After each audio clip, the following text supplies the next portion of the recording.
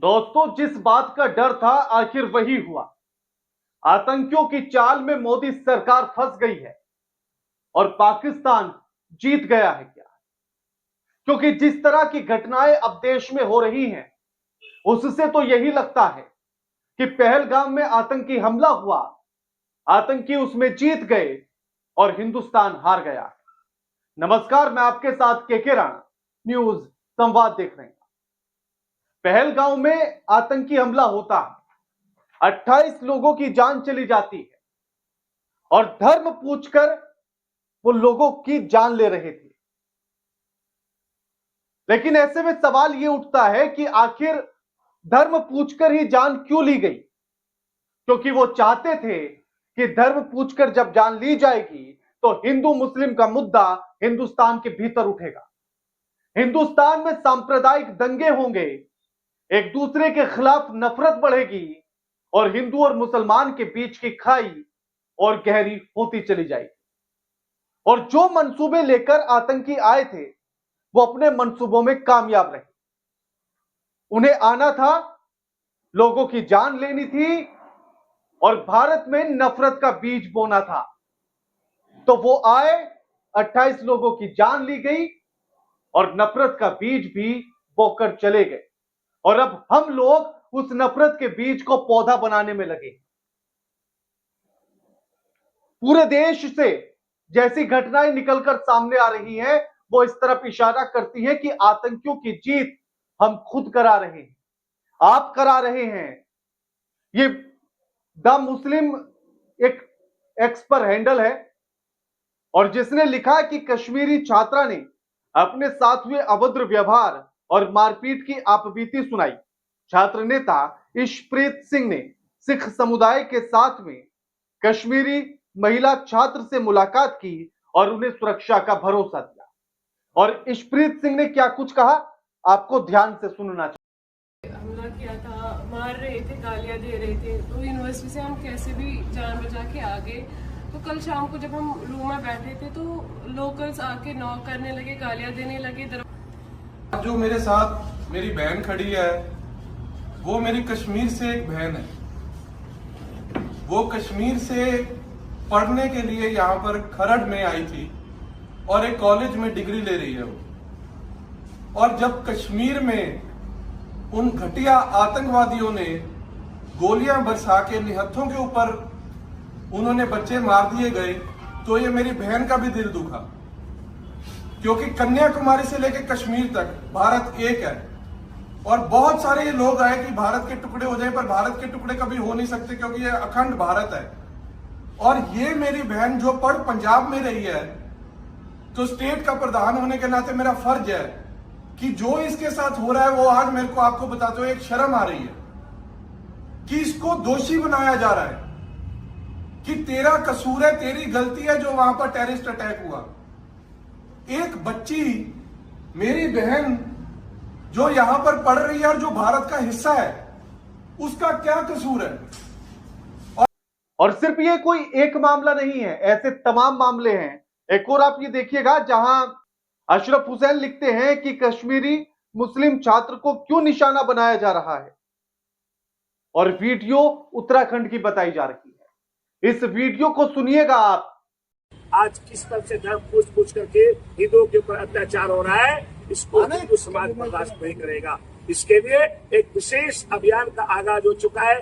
कल हम जितने भी इंस्टीट्यूट है उनपे जाएंगे और देखेंगे कितने कश्मीरी स्टूडेंट वहां रह रहे हैं। सबको बार बार कर भगाने का कार्य पूरा हिंदू समाज करेगा। हिंदू समाज धर्म पूछकर व्यवहार करना शुरू कर दे या धर्म पूछकर सारे गलत काम इनके साथ करना शुरू कर दे। देखिए, हमारी एक ही लड़ाई है, जब तक ये इस्लाम यहाँ पर रहेगा इस तरह की घटनाएं होती रहेगी। और आप खुद तय कीजिएगा कि ये किस मानसिकता के लोग। उत्तराखंड का ये वीडियो बताया जा रहा है। इनका कहना है कि उत्तराखंड में जहां हर कॉलेज में वो जाएंगे, हर स्कूल में वो जाएंगे और जहां जहां उन्हें कश्मीरी छात्र मिलेंगे उन सबको भगाएंगे। और कैसे कैसे शब्दों का इस्तेमाल इन्होंने किया है, शर्म आ जाएगी एक हिंदुस्तानी होने के नाते। और ये चले हैं धर्म को बचाने।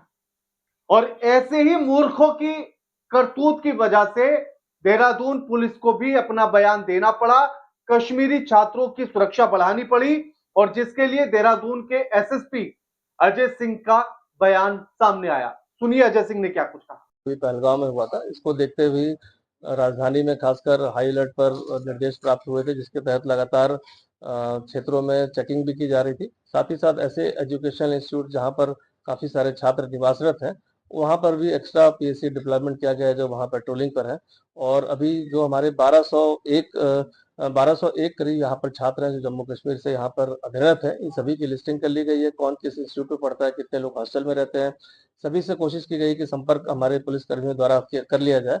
अब पहलगाम में सोचिए हुआ कि था, इसको पुलिस देखते हुए सुरक्षा में लग गई है राजधानी में खासकर हाई कश्मीरी अलर्ट छात्रों पर निर्देश प्राप्त हुए थे, जिसके तहत लगातार जो बीज क्षेत्रों आतंकवादी में बोना चेकिंग भी की चाहते जा रही थे, थी। साथ ही साथ वो ऐसे बीज बोया एजुकेशन गया और पाल रहे हैं ऐसे लोग।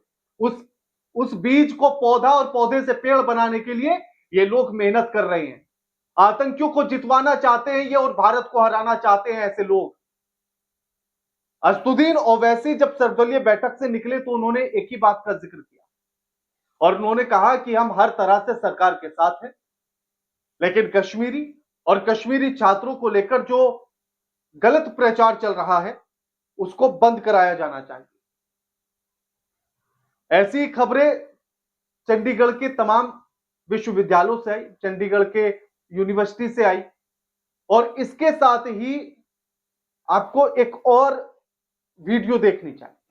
यह वीडियो भी एक्स पर है, और जिसमें बताया गया कि एनआईटी श्रीनगर से गैर स्थानीय छात्रों को जीप और एनोवोस से बाहर भेजा जा रहा है। यानी कि जाहिल एक तरफ नहीं है, इस देश में दोनों तरफ जाहिल भरे हैं। अगर यह वीडियो भी सच्ची है तो फिर एनआईटी श्रीनगर से गैर कश्मीरी लोगों को, गैर कश्मीरी छात्रों को आखिर बाहर क्यों भेजा जा रहा है? यानी कि जितनी नफरत इधर इनमें लगी है उतनी नफरत इनमें भी है। और ये कोई एक दो तस्वीरें नहीं है, ऐसी तमाम तस्वीरें हैं। एक और तस्वीर आपको दिखाते हैं, देखिएगा। ये उत्तर प्रदेश की तस्वीर है, जहां 3 युवक बाइक से आते हैं और एक मुस्लिम कुछ बेच रहा है और आकर उसे डांटते हैं, हड़काते हैं और कहते हैं कि यहां क्यों बेच रहा है, चल यहां से निकल। कौन है खालिद? खालिद कौन है अभी? तुमने नहीं कर दी? अरे थोड़े लो बता है कौन बात कर रही है?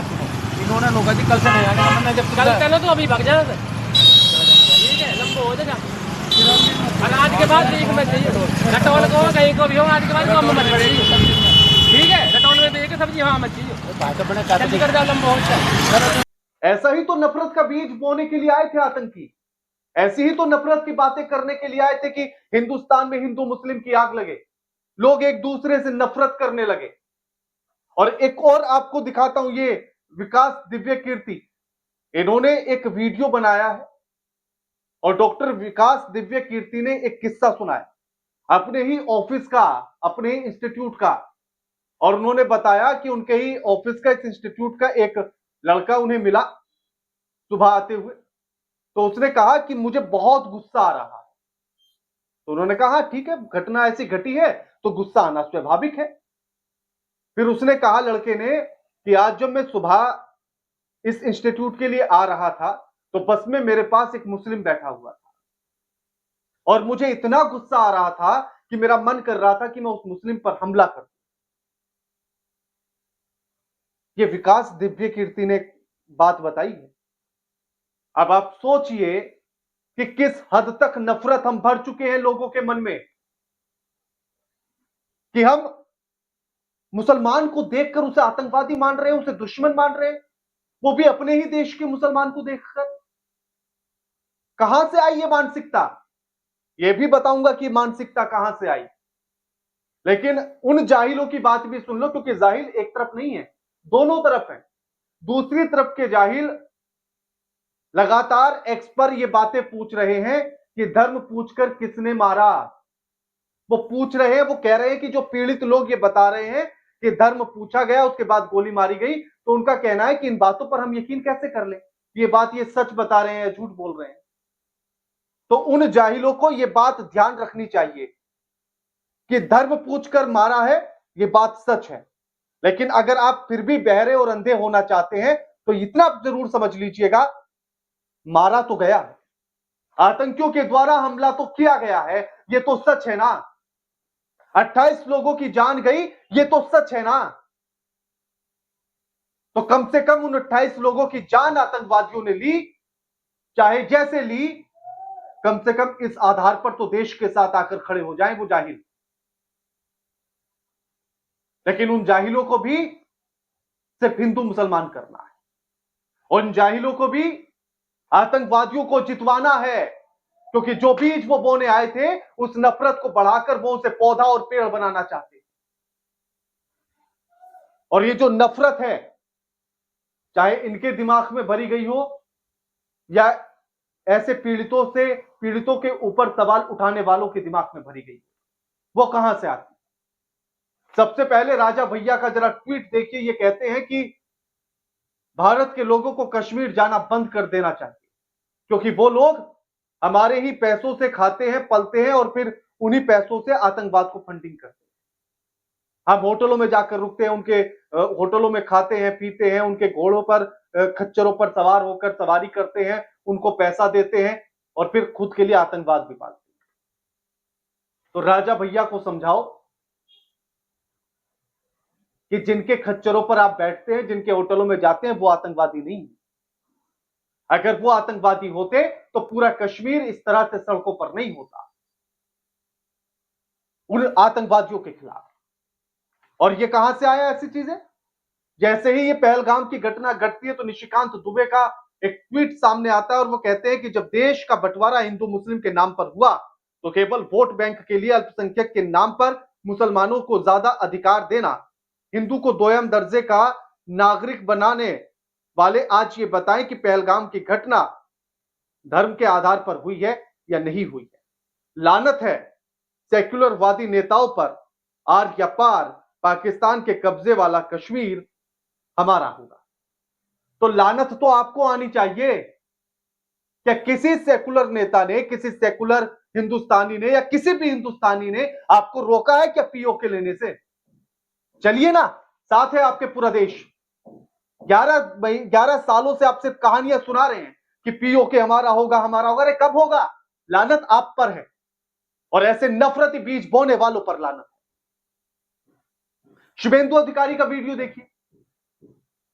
एक महिला, पीड़ित महिला जिसका पति पहलगाम घटना में अपनी जान गंवा चुका है, उसके बच्चे को गोद में लेकर ये किस कर रहे हैं और कह रहे हैं कि ये बताओ कि हिंदू मुस्लिम पूछकर मारा या नहीं मारा, हिंदू मुस्लिम पूछकर मारा या नहीं मारा। और जब वो कहती है कि हां पूछकर मारा, तो कहते कैमरे के सामने बोलो यही बात। হিন্দু বলে আপনি বলুন, আপনি ছিলেন, আপনি বলুন হিন্দু বলে মেরেছে, বলুন কাল রাতে আমাকে বলেছেন হিন্দু বলে মেরেছে, হিন্দু বলে মেরেছে, বলুন বলুন আপনি মুসলিম আপনি কি কালমা পড়তে জানেন? না জানি না। বলুন, এদের বলুন, সেকুলার নেতাদের বলুন। इन जैसे लोगों ने ये नफरत फैलाई है, लोगों के दिमाग में ये नफरत भरी है जो इस तरह की बातें करते हैं। और ये नफरती चिंटुओं की जो तस्वीरें हैं, इन्होंने आतंकवादियों को जितवाने का काम किया है। क्योंकि आतंकवादी इस देश में आए थे सिर्फ इसलिए कि वो भारत के भीतर सांप्रदायिक आग लगा सके, धर्म के आधार पर झगड़े करा सके, हिंदू मुस्लिम के बीच की खाई को बड़ा कर सके। और वही सब कुछ करने के लिए ये लोग आतंकवादियों का साथ दे रहे हैं, हिंदू और मुस्लिम के बीच नफरत बढ़ा रहे हैं। और ऐसे जाहिल एक तरफ नहीं है, दोनों तरफ। दूसरी तरफ के जाहिल जो पीड़ित लोगों पर सवाल खड़े कर रहे हैं और उनसे कह रहे हैं कि धर्म पूछकर मारा, इस बात पर यकीन कैसे कर लें हम? ये लोग गलत बोल रहे हैं, धर्म देखकर नहीं मारा। तो इन जाहिलों को जरा ये बताओ, जाहिलों, अरे 28 लोग मरे ये तो सच है ना, आतंकवादियों ने मारा ये भी सच है ना।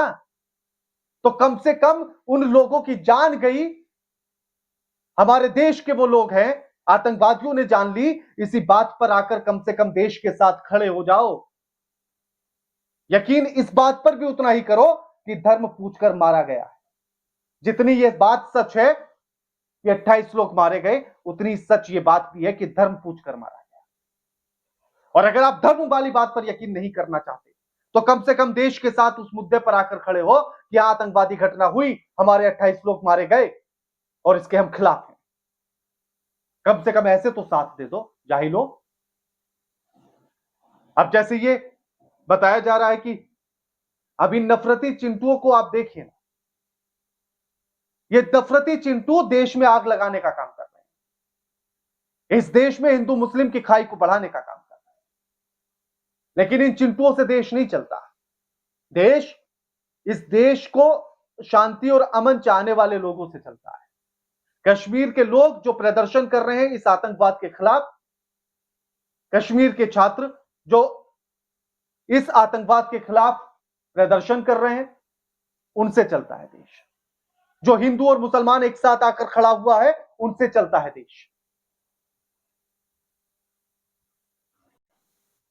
और उन्हीं लोगों ने जो आतंकवादी नफरत का बीज बोकर गए थे, ऐसे ही शांति और अमन चाहने वाले लोगों ने उस पेड़ को, उस पौधे को, उस बीज को उखाड़ फेंका है। इसीलिए आपने देखा क्या कि पहलगाम की घटना के बाद कहीं पूरे देश में कोई हिंसा हुई हो, सांप्रदायिक दंगे भड़के हो, हिंदू मुसलमान की लड़ाई हुई हो? नहीं हुआ ऐसा कुछ। सिर्फ इन 2-4 नफरती चिंटुओं को छोड़ दे दोनों तरफ के, और इनसे देश नहीं चलता। देश शांति और अमन वाले लोगों से चलता है। और इसीलिए हिंदुस्तान को जितवाया है उन्हीं लोगों ने। आतंकवादी हार गए हैं उन्हीं लोगों की वजह से कि उनके मंसूबे कामयाब नहीं हो पाए। बाकी आप क्या सोचते हैं इस पूरे मामले को लेकर कमेंट करके बताइए। वीडियो लाइक कीजिए, शेयर कीजिए, चैनल को सब्सक्राइब करना मत भूलिएगा।